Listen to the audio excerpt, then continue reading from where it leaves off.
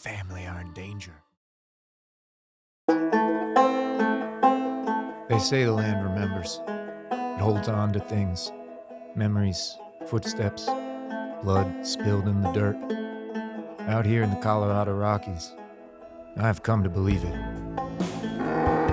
It started with the cattle, one gone every few nights. No tracks, no broken fence, just gone. At first, I figured it was wolves or rustlers, but something didn't sit right. A man can feel when his land is wrong, like a wound that won't heal. And this land, it was festering. I rode out past the fence line one morning after another steer had vanished. The land out there was untouched, unruly. Felt heavy, like stepping into a grave. That's when I found it. My missing steer, throat slit, lying stiff in the morning frost. The wound was fresh, but nothing had fed on it. No wolves, no coyotes, just a feast for the flies. The sight turned my stomach, but it was the silence that unnerved me. Even the birds wouldn't sing over that carcass. When I visited town later that day, I stopped in at the general store. The Navajo woman who ran the store had lived out here longer than most. She knew the land like an old friend. I told her about my cattle, about the thing I found beyond my fence. She paled, lips pressing into a thin line. When she spoke, it was low and careful, as if saying too much might invite something terrible. "You and your family are in danger," she whispered. "That is not the work of wolves or men. That is a Skinwalker. And if it's taken interest in you, it won't stop." I scoffed at first, but her gaze held steady. "You must leave this place, and if you won't, then prepare yourself. A white ash bullet is all that can save you now." I'm not one to believe in legends, but I know better than to spit on the wisdom of those who do. That night I rolled a bullet in the white ash of my fireplace and loaded it into my revolver. I kissed my wife and daughter goodnight and made my way to the back porch where I sat alone as dusk turned to darkness. The land was still. For hours my cattle stood motionless under the moonlight. Then, beyond the fence, I heard a rustling. At first I thought it was a man, tall, lean, but that was before I saw the way it moved. Short, jerky bursts, like something learning how to use its limbs. It crawled, hunched, its long arms dragging through the dirt. It wasn't right. My breath hitched as it made its way toward the herd. From my seat on the porch, I raised my revolver with a shaking hand. I'd seen my fair share of horror. Men buried in the mines, bodies broken under stampedes, but nothing like this. I walked slowly down the steps and in the direction of the creature. As I got closer, its features came into focus. A mouth stretched too wide, grinning with teeth too white, too sharp. Its eyes, God help me, its eyes bore into me, black pits of hunger. And then it moved toward me, faster than anything should. It lunged, I fired. The shot rang out into the night, but I was too slow. The force hit me like a freight train and I went down hard, my gun flying from my grasp. Claws raked across my chest where my hands found slick, burning flesh. I fought, but it was like wrestling a shadow, slippery and endless. Then the pain came. A hot slice across my throat. I gasped, choking as warm blood pooled around me. My vision blurred, darkness seeping in at the edges. My body felt light, weightless. Then I was above it, above myself. I saw my ranch, my home, my wife and daughter safe inside.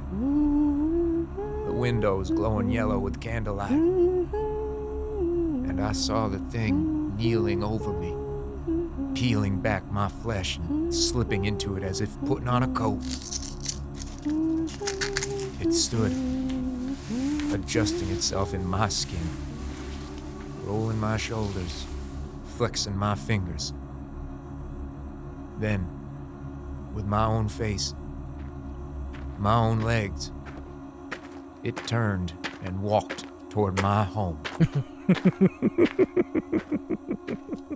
The land remembers, they say, and so do I.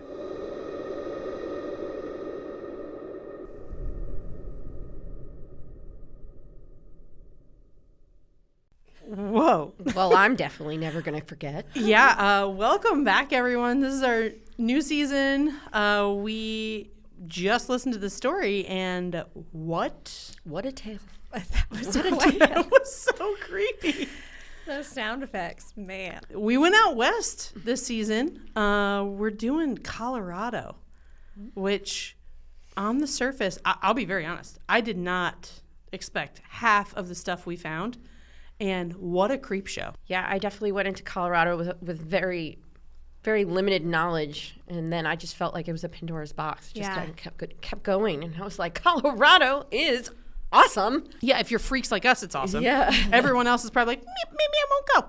Maybe I won't go. I think it's got a little bit for everybody. Yeah. Yeah, I mean, like, the mountains are stunning. So that's a huge part of the travel. You know, you go there to look at the beautiful Rocky Mountains and maybe nature. Just stay inside at night. Yeah.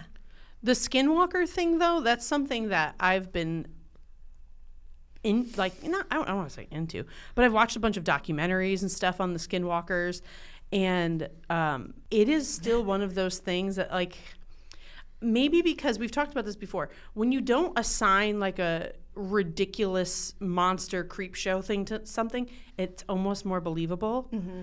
And the fact that this folklore, it's not new, it wasn't this has been around since, I mean, you're going to tell us all about it, Deena, but like these stories have been around for generations upon generations through the indigenous people of Colorado, and man, is it freaky. I honestly didn't know much about Skinwalkers. When I hear the term, I just immediately think, I guess, like a shapeshifter. Yeah. And fair. I don't think that's an accurate description. Not after what we learned. No. It was commonly compared to a werewolf through most of my studies. I don't know about you, but I saw werewolf being the common comparison. Yeah. I feel like maybe the biggest difference is the fact that they, in some of the stories, I don't know if it's all the stories, they wear the skin of whoever they're taking over. The greatest comparison that I was reading was more along the lines of when we think werewolf or traditional werewolf, whether European, whatever it is, that's a curse, right? It's this poor, you just had that mess of bad luck that you got bit, and then now you have to turn, right? It's so not like that with the Skinwalker. It's by choice. Yeah, I need to hear more about this. That makes it a little bit more evil to me, I think, if anything. So this is kind of where we started when we were really kind of like digging into the backstory of Colorado, the Native American, the indigenous culture that was really across the land during this time. And then, we all came over in the gold rush, Yeah. But I have my little map, right? Colorado, first off, is the most aesthetically pleasing state to look at. It's just like, I don't know if it's a perfect square, but it's at least like, a rectangle. I think it's a little creepy. It's smack dab in the middle of the country. It's like a perfect rectangle. And it is kind of alarming to me. Like, what is more of a hotbed than being smack dab in the middle of the country, a perfect rectangle, and just plains and mountains as far as the eyes can see? I think it makes sense why Supernatural had so many episodes that were based out of Colorado now. Yes. That I've dove into that. It's just so rich. Guys, Deena's doing a Supernatural rewatch. Can you tell? And every time something has come up, I've been like, guys, this is why we have to do Colorado this season. Like, it's wild. But they had so many different indigenous cultures here. One of them being the Navajo, which is where we saw this Skinwalker folklore originate from. And I heard two different ways that this legend started. One, nicer, I guess you could say, but was that they mastered this art of shape-shifting in order to escape persecution and relocation. So it's like nicer, but not nice, right? Not nice, yeah. Right? That to me, I was just like, okay, well, that would make sense, but then why would they be attacking each other based on where we're seeing all of these sightings, which don't go on TikTok. Don't do it. Don't go down that road. I saw a video of these two girls. This just happened. They were hiking. And did you see this? I did not, but I'm already scared. Like, because I already saw. I mean, like told this you, just I saw happened. One and I was it's like, never again. They took a picture of the mountains and they're showing their family. They're like, they didn't notice it at the time. And they're showing their family. This is in Colorado, and someone is like, "Oh my God, what is that?" And they zoom in, and it is like a giant humanoid white creature scaling the side of this mountain. It is. If you guys have seen it, if you've not seen it and you're not scared, Creatures in the Descent. It is terrifying. It is absolutely humanoid. Movie. Yeah, it's a great movie. And it's the back of whatever this is. And it's scaling the mountain. And it is just like, Yep. what the? Is it on all fours or was it walking? No, it's on the side of the mountain. Like crawling. Crawling up the mountain. Don't send that to me. I'm going to send it to you right before bedtime. Thanks. Like the one that I sent you. Yes, okay, so thank that's you. fair. Yeah. That's fair. But then the other one was that it was more of a curse. So, Anasazi, I hope I'm pronouncing that right. It was an Anasazi curse, where they were responsible for the prevailing witchcraft of the Navajo tribe, which. Fun fact, mostly men were seen as like the spiritual force, I guess you would say. Like, I don't want to call them witches. I don't think that would have been an accurate term, but like the medicine men, the high-ranking priests, say the healers, the medicine men. Yeah. So it was predominantly men, which I kind of love that visual, because we're so used to when we hear witch, we immediately think female. Yeah. They've used this like off-limit ruins or gravesite to gain certain powers. And it's almost like when they've been ready to kind of part ways with their tribe, and I'm probably even saying that nicely. If they have decided to take on this power, they're getting kicked out of their tribe, right? The tribe doesn't want anything to do with them, but it's kind of because they've already committed some sort of atrocity that you can kind of tell they don't want to be part of this tribe anymore anyway. I would love to talk to somebody from one of the tribes there, because I've saw the Ute tribe. Am I saying that right? I've seen that they're more, I've seen stories with them, and which I'm sure you'll tell me about the difference between the Wendigo and the Skinwalker, but I just want to hear. It's one of those things like I want someone to. I want to sit down like a little kid, crisscross applesauce, and I want you to tell me the story. Yeah. Because I guarantee we are just scratching the surface of what this really is. Yeah, and I can't even. Can you imagine growing up with that as a tale? No. It's making Krampus look real cuddly. It sure is. Yeah, it is. I mean, because if it's playing up this family dynamic, right? That you have to harm somebody in your family or in your tribe. There has to be some sort of like murder or corruption or something for you to like take on that role of a Skinwalker? Like a Horcrux? Is this Voldemort stuff? Ooh, I could see a tie. It's that dark magic. Yeah, you have to commit murder to like put your soul into something else. Yeah. And then they'd shape into some sort of animal like a coyote or a wolf. We heard that in the story. I immediately thought like coyote. I was like, say coyote. But he didn't. It was like coyote. Or even like foxes, owls, crows, which I totally have an owl story. Love owls. They're my favorite. But did you ever have one full wingspan flying to the windshield of your car? Sure have. Absolutely terrifying. Sure have. They're I thought I killed massive. Hedwig. But now imagine that was a Skinwalker. Okay, well, I did it driving. If you know where we live, I live up in the Catskills, and I was driving home from bartending late one night, and it hit my car. Oh, no. If anyone knows anything about me, it flew into my car. I'm crying hysterically. I pull over. A nice state trooper barracks is right there. He pulls in behind me. He's like, "Are you okay? I saw that." And I was like, "Oh, did I kill it? Did I kill Hedwig?" And they're because it was a white big, owl. too. Yeah. He's bent down over the owl, and he's like, "Oh, I don't know if it's all the way dead. I think it might be dead." Guess what? They get stunned like other birds. All of a sudden, flaps right up into his face, and he screamed like a girl, which is a compliment. Yeah, I would have but as well. he screamed so loud, and I was in my car, so I was like, "Oh no!" Yeah. Oh. And then I was so happy because it was fine, and he was like, "Well, that woke me up. That woke me up." But yes, I have. Well, I could see it with crows. They say that crows are very smart. Yeah. Animals. Very smart. And they remember, which That's is my dream. really creepy. Which also makes more sense why a gang of them all is called a murder. I'm Yeah, like, but- because they will kill you. Just to, this has nothing to do with this, but I really want to talk about this because I'm obsessed with this. You can leave crows gifts. Yes. And they'll take them, like little trinkets, peanuts, anything, and they'll bring you back things that they find. And that is, I'm not kidding, that is my biggest goal in life. I want to befriend a murder of crows. Also, like, have you ever seen a crow, like, up close, how large they are? Like, for some reason, I just assumed crows were just, like, little birds, right? Like, birds. Yeah, they're pretty big. And when you see, like, an actual, like, crow, you're Yeah. just like... They're girthy. That's a big bird. Yeah. That's a big bird. That's a big one. Well, these ones, I mean, it makes sense to tie that in with a skinwalker because allegedly they could read minds. You know what's really interesting about this fact is that all of these animals that you're naming, like the crows, the foxes, the wolves, they're all very intelligent animals. Yes.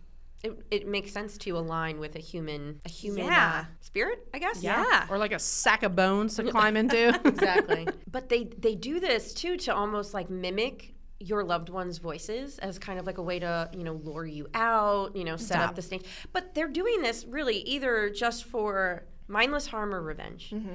They're, again, to compare it back to a werewolf, I always felt like werewolves, they couldn't control the shift, right? They had to do it. It aligned with the moon, blah, blah, blah, whatever the tale is that, you decide to follow. And, when you're a werewolf, you have that desire for blood and you can't help it. No. These guys can help it and they choose it. Like, they want it and they're all about it. And I actually, wrote that. I was just like, this is my choice.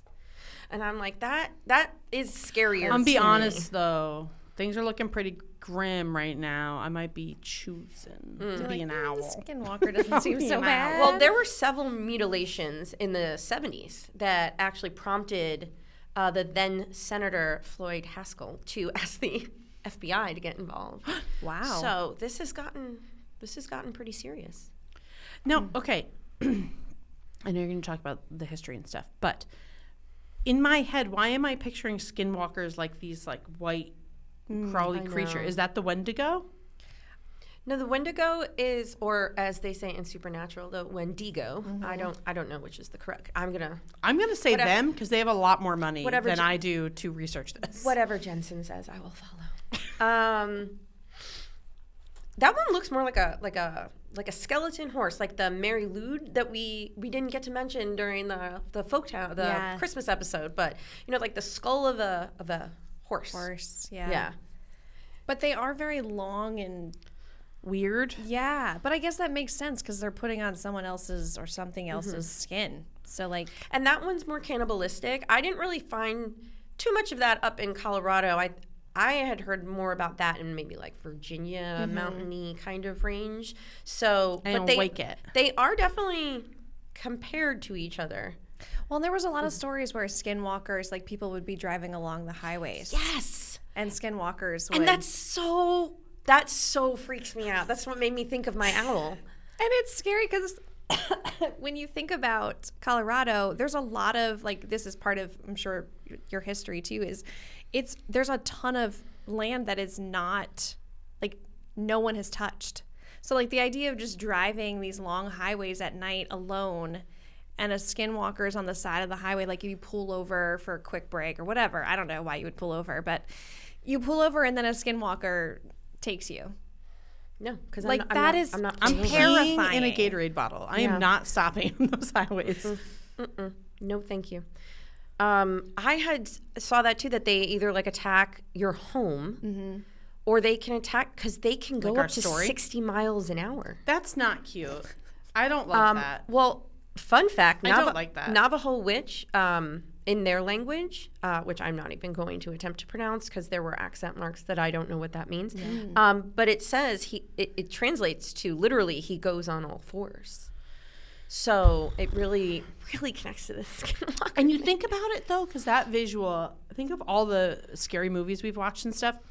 That visual, is it The Ring where she's no, what is the one where, yes, The Ring, where she comes out and she's crawling out of the, are you kidding me? It's that weird, disjointed. yes.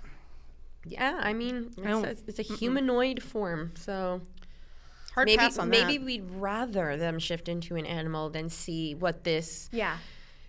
cursed being has turned into, right? Because they've broken some sort of cultural taboo, right? They've been shunned by their people, and they're probably not very attractive now at this point. I'd rather just take the wolf. I also wonder, like, at what point do they need to find a new body to go into, right? Because, like, at some point, I'm sure the body that they're in is just slowly rotting, whether it's an animal or a human.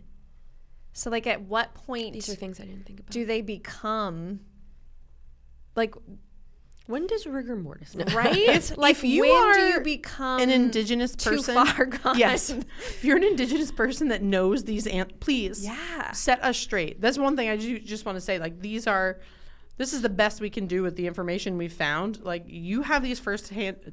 We want to be wrong. I Yeah. want to be wrong about all of this. Yeah, this is one thing that I wouldn't want to mess with, and I want to go to Colorado. I do. Yeah. We went.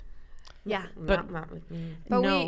we also maybe it was good. We didn't know about these True. stories prior to going. we didn't so go much in Colorado. We were there for a conference, so Yeah. we saw the inside of a resort. But it's like you said, there's so much land in Colorado. Yeah. It's so mountainous. I mean, you're so high above sea level. I know that from people who ski and snowboard, just the elevation can throw you off. Drinking out there, like you're like, I'll tell you this right now. Popping an edible out there was a wild experience. I was like, I feel a little bit. And then your head just we hits were the at floor. Red Rocks, and I was like, really. I don't feeling think it. my arms are attached. Yeah. Things have escalated quickly. Yeah. So I mean, there could be so much that has gone undiscovered, like uncharted, right? Yeah. Think of all the caves. Think of all the mine shafts. Oh my gosh. that The are bottom still of the there. ocean. It's endless. No, the bottom of the ocean can stay the bottom of the ocean. I will never go there, but okay. No. Agreed. Angelfish, anyone? No, I'll cry. I don't want to talk about it. All right, talk to us about Colorado. Well, did you know that from an article I saw in 2023, so fairly close, that the American Indian Alaska Native residents, the population is just roughly 2% of the population there? Wow. That's because Yeah. the That was a fun colonizers came in and stole. Let's be honest here. Stole Yeah. their land. It was really bad too. If you really go back to the very beginning, especially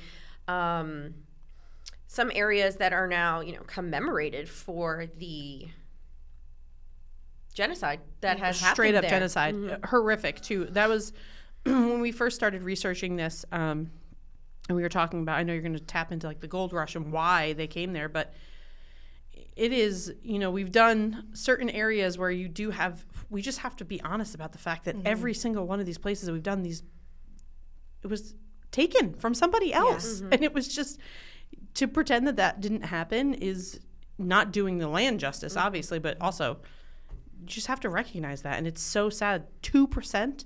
That's insane. That is their land. And only 2% of those people still reside there. That's horrific.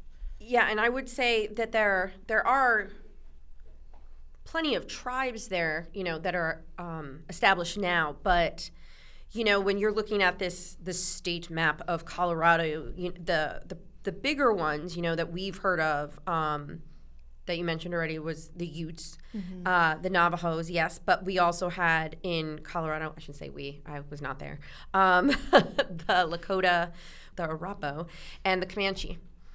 And so they kind of those were the big ones that I saw in each corner of the square that is Colorado, right? And you had the Great Plains kind of sweeping through this area.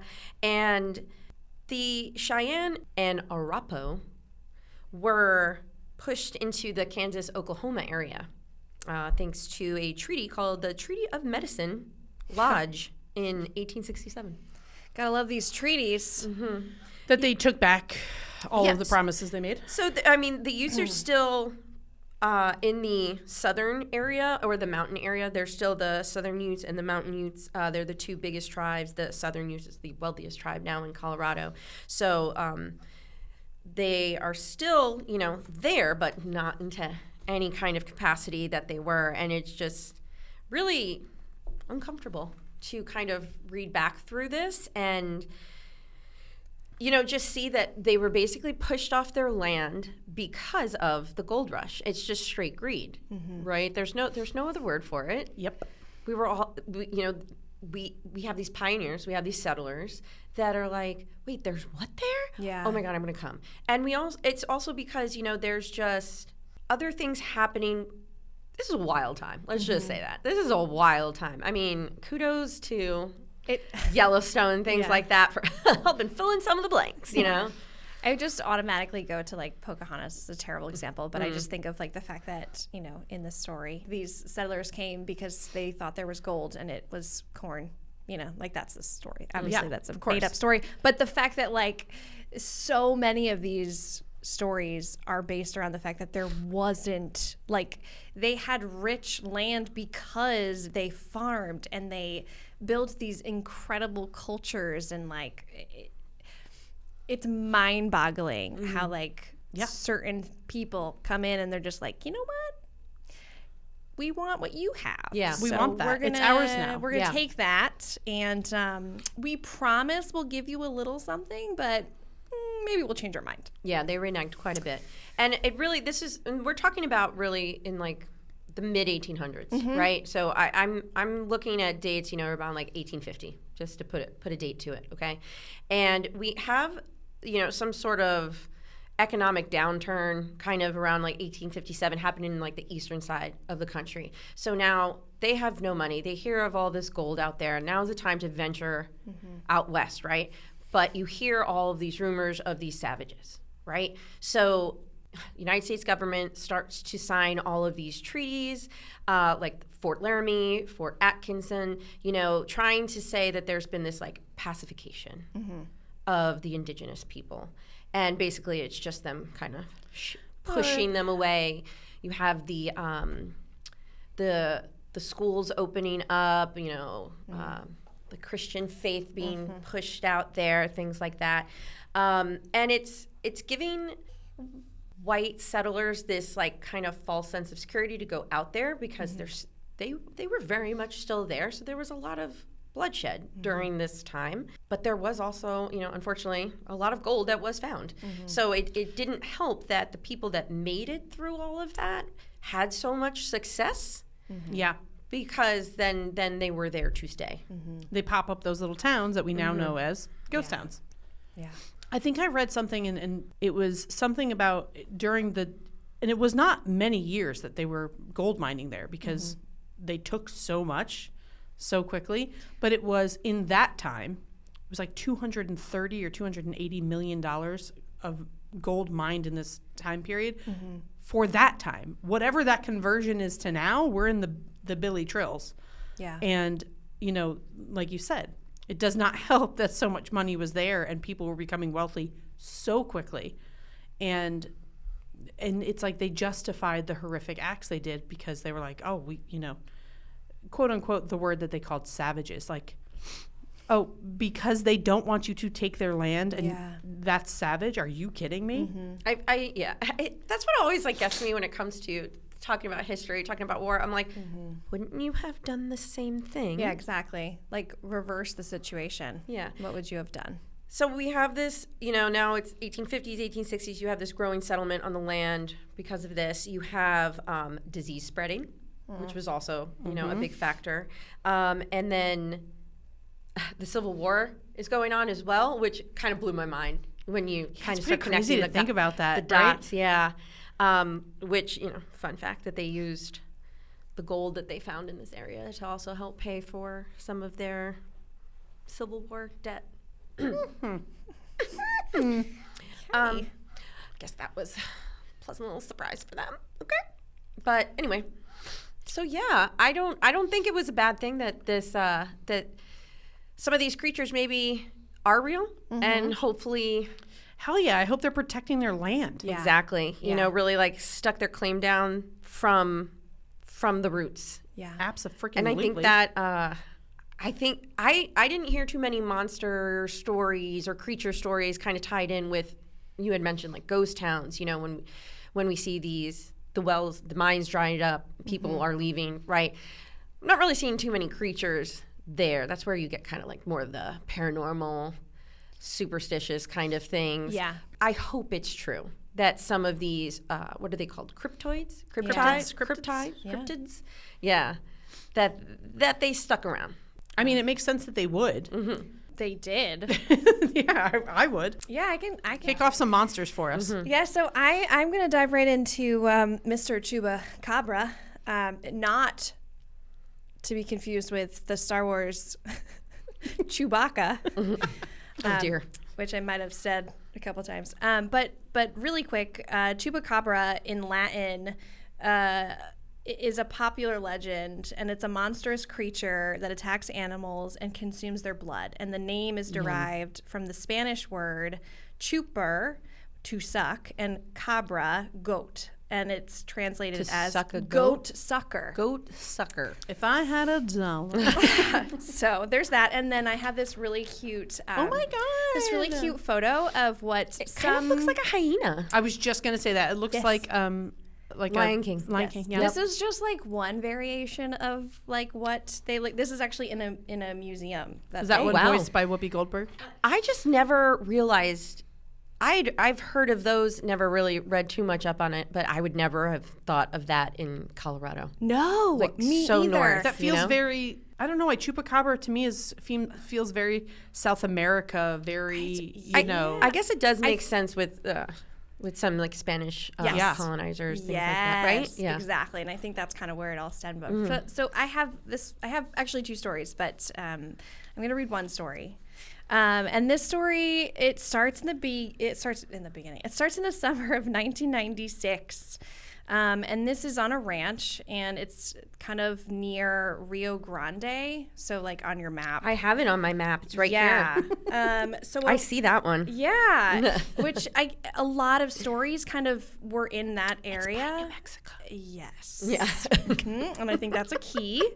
So a rancher found 3 of his goats lying dead in the dirt. Their bodies were eerily untouched, no sign of struggle, no torn flesh, except for 2 perfect puncture wounds on their necks.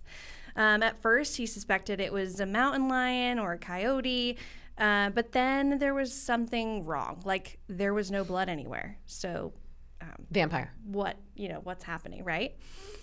And so Carter Brothers. I think he was like trying to figure out what was going on. And I think your first reaction is like, oh, it's a wild animal. But the fact that they weren't ripped apart or like, Yeah, there was that's no, weird. there was no Drained. blood Yeah. anywhere. So really quickly after this happened to this rancher, other people started coming forward, some from Monte Vista. There were sheep in Monte Vista. Same kind of reports surfaced. And then there were chickens in Alamosa. They were killed the same way. Oh. And then people started coming forward saying that they saw the creature that was doing this. And it was described as hairless, red-eyed creature lurking in the night. And then like newspapers started dubbing it as El Chupacabra. And then, so of course this rancher is like, what the heck is going on? Like people Yeah. are saying that there's this creature. So he decides to load his shotgun and wait by his goat pen because he's Naturally. like, what's going on? So he's sitting outside, obviously it's late at night, and it really quickly is very, very quiet. Like he doesn't hear any crickets. He doesn't hear like the wind blowing. It's very, very quiet. That's eerie. a sign, right? In Eerie. every story you hear. And then he hears a low guttural growl. And a creature no bigger than a wolf. Its skin was gray and leathery, stretched tight over a bony frame. Its eyes burned like ambers, and its mouth was filled with rows of needle-sharp teeth. It moved fast, lunging toward the pen. The rancher fired a shot. The blast echoed through the valley, and the creature vanished into darkness. Not running, vanishing, as if it melted into the night itself. Just disappearing. So... like, obviously, he didn't find out anything. He just saw the creature, that it vanished after it was, he's trying to shoot it. And it said that, like, after that night, the rancher never saw the creature again. which is kind of interesting. But they kept hearing reports on other farms of this, same kind of animals being drained, 2 puncture wounds, all this stuff. And then all of a sudden it just abruptly stopped. Like nobody talked about this anymore. And there was like a lot of reporting going on around this time, trying to figure out what was going on. And to this day, ranchers will still find like super mysterious deaths on their ranch. And they don't know what it is, but people bring it back to the story of the chupacabra. But like a lot of, I guess, local people believe it was just like a mass hysteria. Like people were finding these animals and they just needed a reason for this to be happening. And so, you kind of go to like, well, chupacabra's not a real thing, right? So like, what could it actually be? Well, maybe that's how the name started. Exactly. Also, isn't there a vampire in Colorado? Yes. Yes. Okay. That was gonna be one of my fun facts. Yeah. Okay. So I won't say anything else. So do you guys want to hear the other story of a chupacabra, or do we want to jump into some other? Well, how are they similar? The same kind of thing, like they go to kill the creature and it just vanishes. So it's very Same similar. time period? No, different time period. Earlier. when? It's now. It's like not now. It's 2001. You're telling me in 2001. Sorry, 2002. And this is in San Luis Valley, Colorado. Ooh, and that's supposed to be a creepy place. This is a good story. I'm going to tell the story. Okay, great. Okay, so this is a farm in San Luis Valley, and it's also an evening. It seems to always be at night when this stuff happens. So it's a farmhand on a farm, and he is taking care of the dogs of the farm. There's 8 dogs, and during one of the feeding times, it was kind of unusual. He noticed that 2 of the dogs were missing. Like he couldn't find these 2 dogs. And so he kind of went into the barn to call the dogs to eat, and 2 of them didn't come, and then they finally did come. But what was weird is that instead of 2 dogs brushing by him, so there should have been 2 dogs that brushed by him, but 3 animals brushed past him. And then within moments of brushing past him into the barn, a violent dogfight erupted. Rushing into the barn, the farmhand struggled to see because the only light was coming from like the lamp of the house or whatever. He could hear one dog whimpering in pain, so he moved closer. I hate this story. Oh, but just hang with me. He moved closer to the rest of the pack, towards the rest of the pack, but they were all growling at this injured dog in the corner. And their aggression was alarming, like something was off. But, obviously this dog was hurt. He's in the corner crying. Ignoring the growling, and also these other dogs were trying to pull the farmhand away from this like crying dog in the corner. He picks up said injured dog and is headed back towards the house. The dogs are barking wildly, even tugging at his pant legs, trying to get him to stop. The weight of the creature in his arms was very unsettling, and cries sounded like almost human. As he neared the house, the farmhand's father met him with a flashlight. When the beam landed on the injured animal, they both froze in horror. It wasn't a dog. Its skin was leathery and gray, and its face elongated, its eyes lifeless. The farmhand threw it off in terror, demanding to know what it was. His father couldn't answer because he was in shock of what he just saw. He had a shotgun on the porch. He grabbed, stepped back out to see if he could find this said creature, and it was gone. And then I guess the farmhand was like home one day and browsing online, which I found funny. He came across a photo of a chupacabra, and he was like, "That is what was in my arms." Nope. But I was like, what fascinated me with this story specifically for you guys is the fact that he thought it was one of the dogs. And so he went to take care of, this injured dog. And it was very weird. Like all these dogs were attacking this dog, but why they were all, Amanda, can you imagine carrying a chupacabra without realizing? Of course I can, Dayelle. I would be the one carrying it, kissing its head the whole time. You're being going like, to carry this little this guy? poor little hairless baby. He must have mange. She wanted to cuddle with the swamp monster. I think He was cute. I think what's getting me is the leathery skin. Yeah. Well, have you ever seen like the hairless dogs? The hairless cat. That's what I was thinking. Yeah. It's kind of like that. Like the hairless chihuahuas? It's like, Nope. No. They're cute. It's like their mommies love them. No. Yeah, the chupacabra is one of those things that, like, I've never. You always hear, like, oh, it's a chupacabra. I didn't know what the hell it was. Same. I didn't know what it looked like. It Yeah. was just like a creature name. I didn't know where it came from. Yeah. I thought it was like South America, but Apparently Great. they're all over. Colorado, there's quite a few No, stories. they've got some weird animal. I'm not even gonna call them animal creatures. Cryptids. yeah. Which you had said this on a previous podcast that you were like, why was cryptozoologist not a career day? And I think this every time now that I'm like, that should have been my You would job. have killed it. I know. You really would have killed it. I know. It's never too late. But this one cryptozoologist had said that these are animals or creatures whose existence is suggested through anecdotal evidence, folklore, or unverified sightings, yet remain unproven by scientific standards. And for anyone who doesn't believe that, guess what? Merriam-Webster also has a definition for... That's my girl. Yes. And it's an animal like Sasquatch, Loch Ness Monster, that has been claimed to exist but never proven to exist. Yeah. So, I mean, technically, couldn't all monsters and Yeah. creatures be cryptids then? Well, and chupacabra and Sasquatch, I guess, have been interchangeable. Like people. And the Yeti. Yeah. Don't they, worry, like, I've got those for flip-flop. you guys. Yeah, okay. Yeah. I've got them. Yeah. Now, here's the thing. I thought, to be very honest with you, I thought Colorado, this has got to be the Bigfoot sighting capital of the world. He's on their T-shirts. And it's not. What? The most sightings is, I believe it was Washington, which kind of adds up, very similar, but Bigger trees. much bigger trees. Fair. Of course, people have plenty of sightings, and I actually just saw one. This was, I think, 2022 or 2023. This couple was on a sightseeing train. So, like, Colorado has those trains where, like, you load on them and they're open air and you just see the beautiful mountains and Stunning. it just goes through. And you can see the clip. And it is like, I gotta be honest with you, this Bigfoot, his hair is so shiny. He is using Pantene. Where does he get his hair done? That boy, Olaplex mask. But it almost looks like he's like walking and then it sits down and it's in the middle of nowhere. Like there's no roads, there's nothing there. And it does look like somebody maybe in a costume because of how he walks and he like kind of just sits down. But also at the same time, you're like, where the hell would he park his car? Like, how did he get here? That gives me like lizard man vibes. Yes.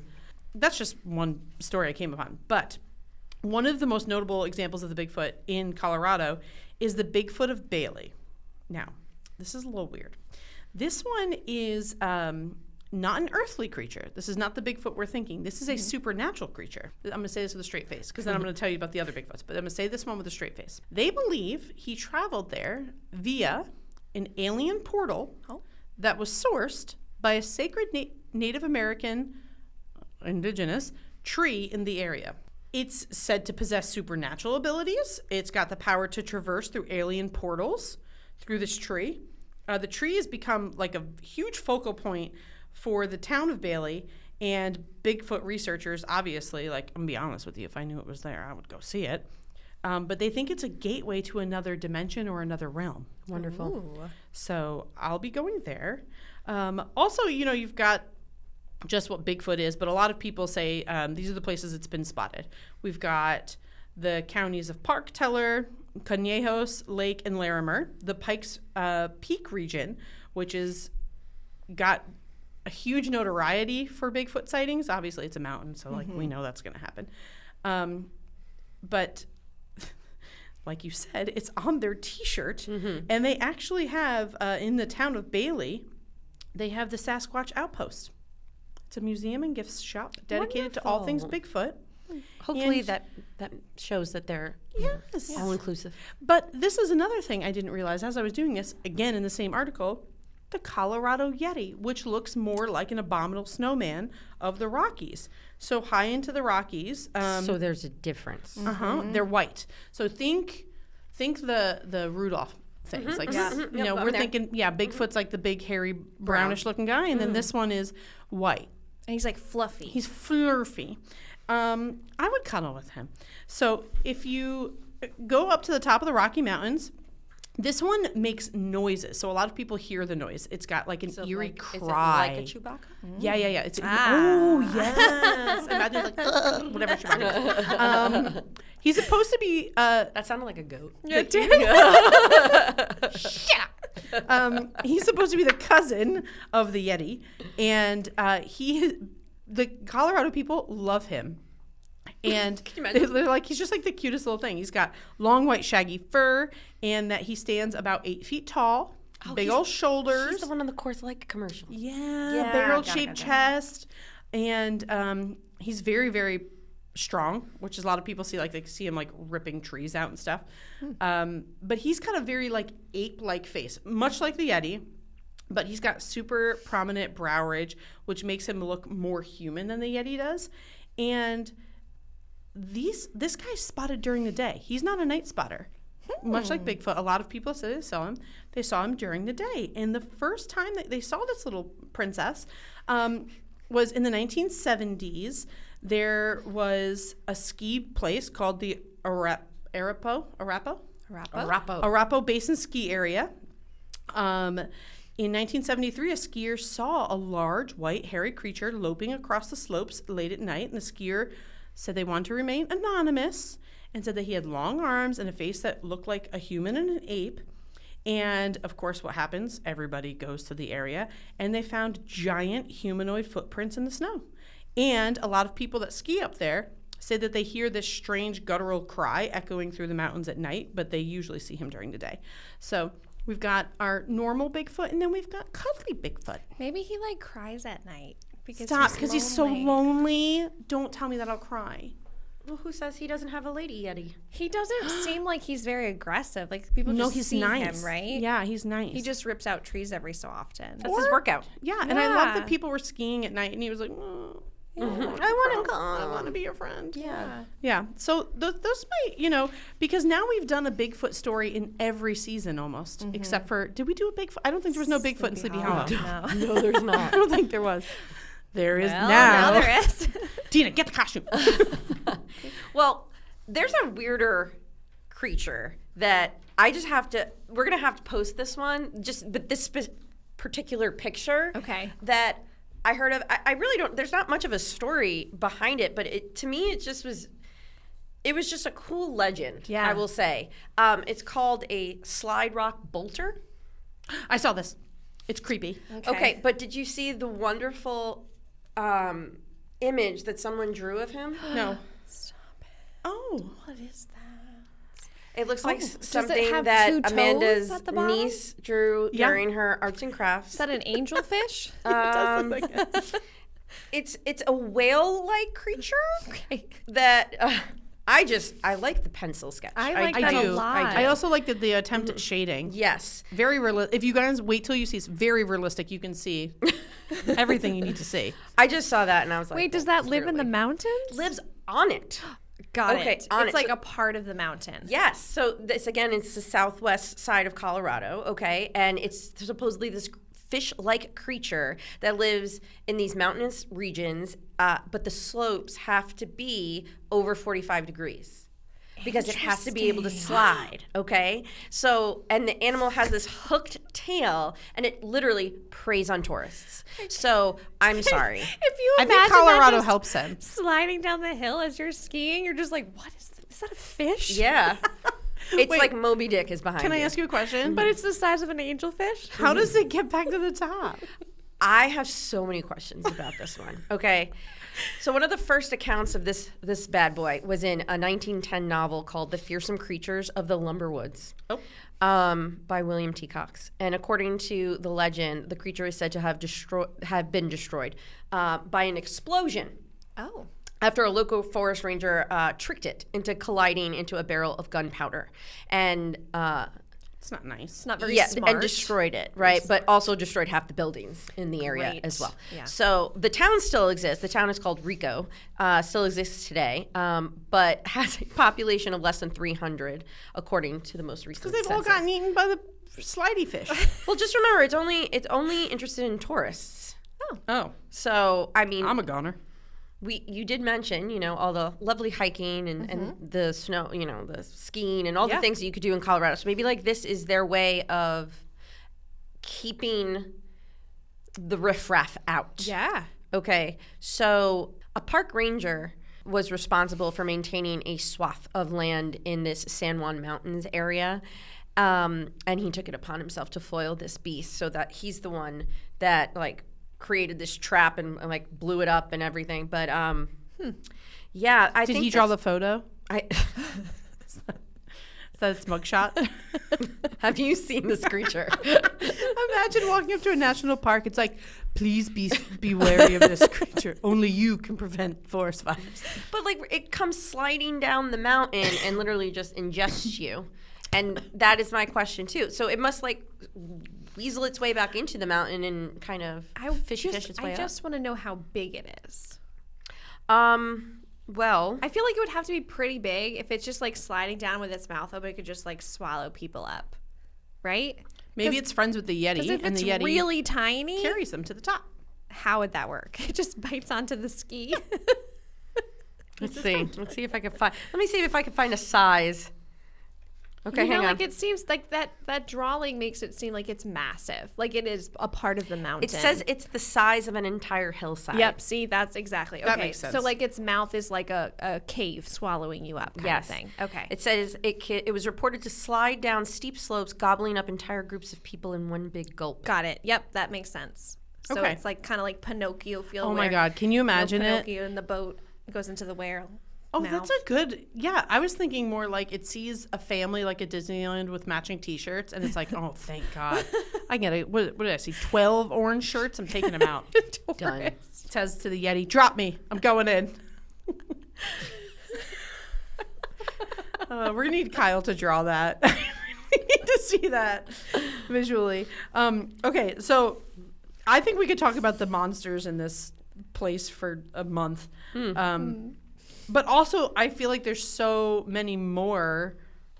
Maybe we'll talk more about it with the gold mining stuff. But like, you were looking up the Tommyknockers. Oh, see, yeah, I was gonna wait until we were talking about Gold like, mining. Any of the the gold mining. Let's jump Dive into in. gold mining so Yeah. you can talk about that. First off, you know, there is an official ghost town in Colorado called St. Elmo, which is the best preserved ghost town, which to me is an oxymoron in itself, because if it's a ghost town, it's supposed to be abandoned, right? It's supposed to have some sort of like Did you look creepy at pictures of St. Elmo. Yeah, it looks like people just painted the white little church. There's wreaths on the door. There's people still there, so technically it's not a it's ghost not a ghost town.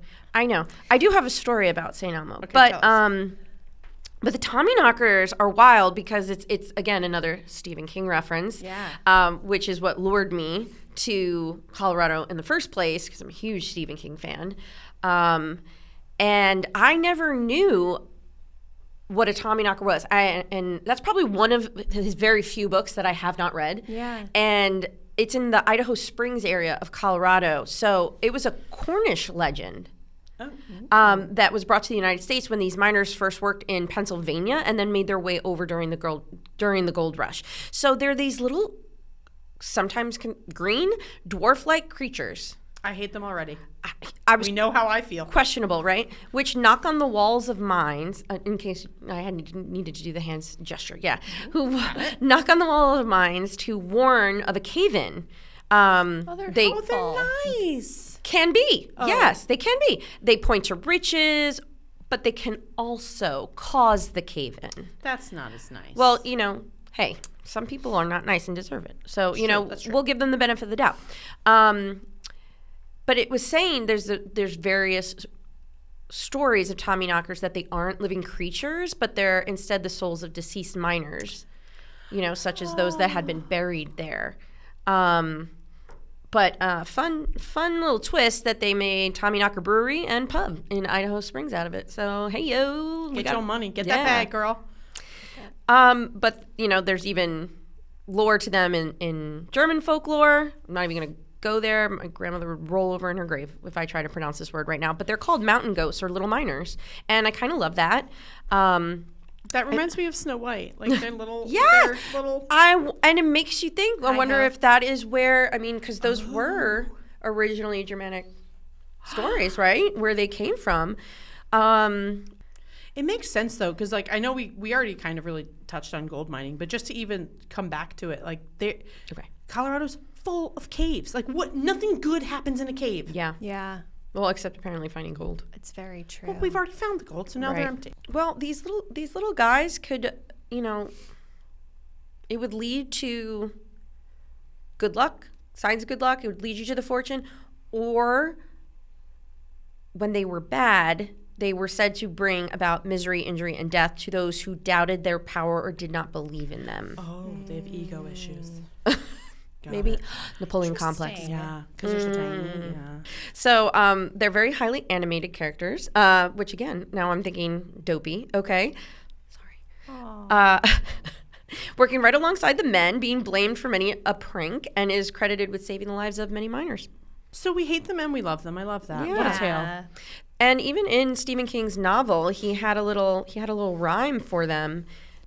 These creatures are said to be about 2 feet tall and wear traditional mining clothes. They have white whiskers. Most reports suggest that they are mischievous. They would hide tools, take a bite out of someone's snap. Maybe that's supposed to be snack? It's a snap. These guys sound like the Yule lads. I was just going to say, I literally was just going to say, guys, is there a conference where all of these little tiny creatures get together and like. That's how folklore starts, right? And it just molds in. Yeah. But when I had said before that they could be spirits of the former miners, watching over and protecting those who still worked in the mines, most stories agree that it could be dangerous to laugh at or ignore the Tommyknocker, and this is possibly the origin of the old American rhyme quoted by Stephen King in his novel that says, "Late last night and the night before, Tommyknockers knocking at the door. I want to go out, don't know if I can, because I'm so afraid of the Tommyknocker man." I don't like that. And now I will be reading that. JJ, we're going to need you to voice that. Yeah. That's creepy. Yes.